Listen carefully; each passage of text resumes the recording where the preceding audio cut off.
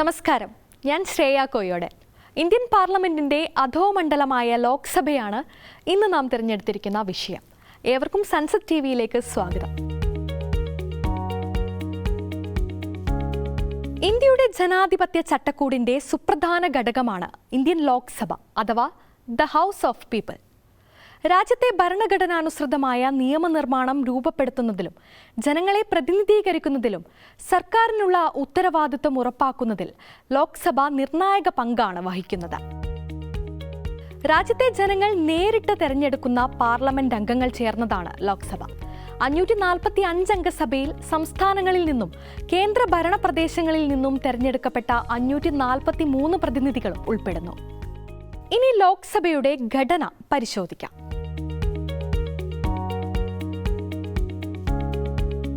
ഓരോ പ്രദേശത്തിനും അതിന്റെ വലിപ്പത്തിനാനുപാതികമായ ശബ്ദമുണ്ടെന്ന് ഉറപ്പുവരുത്തിക്കൊണ്ട്,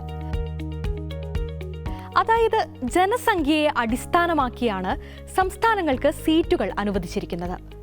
ഇത്തരത്തിൽ രാജ്യത്തെ ലോക്സഭാ നിയോജക മണ്ഡലങ്ങളിൽ നിന്നും പ്രായപൂർത്തി വോട്ടവകാശത്തിന്റെ മാനദണ്ഡത്തിൽ ജനങ്ങൾ നേരിട്ടാണ് അവരുടെ പ്രതിനിധികളെ തെരഞ്ഞെടുക്കുന്നത്.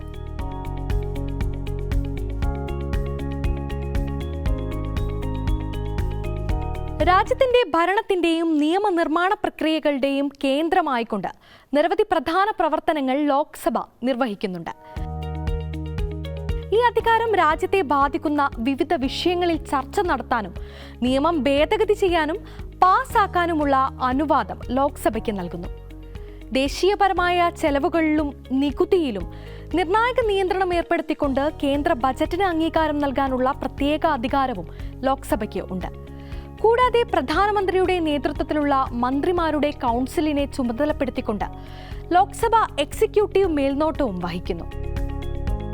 സർക്കാരിന്റെ രാജിയിലേക്ക് നയിച്ചേക്കാവുന്ന അവിശ്വാസ പ്രമേയങ്ങൾ അവതരിപ്പിക്കാനും പാസ്സാക്കാനുമുള്ള അധികാരവും ലോക്സഭയ്ക്കുണ്ട്.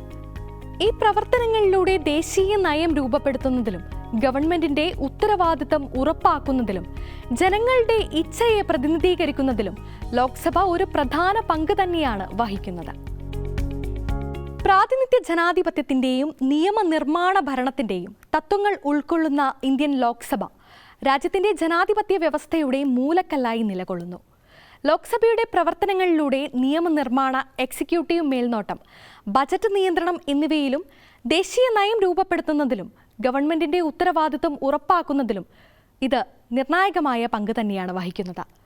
ഇന്ത്യയുടെ ജനാധിപത്യത്തെ ശക്തിപ്പെടുത്തുന്നതിനും ജനങ്ങളുടെ ആവശ്യങ്ങൾ നിറവേറ്റുന്നു എന്ന് ഉറപ്പാക്കുന്നതിനും ലോക്സഭയുടെ തുടർച്ചയായ പരിണാമവും പൊരുത്തപ്പെടലുകളും അത്യന്താപേക്ഷിതമാണ്. നമസ്കാരം.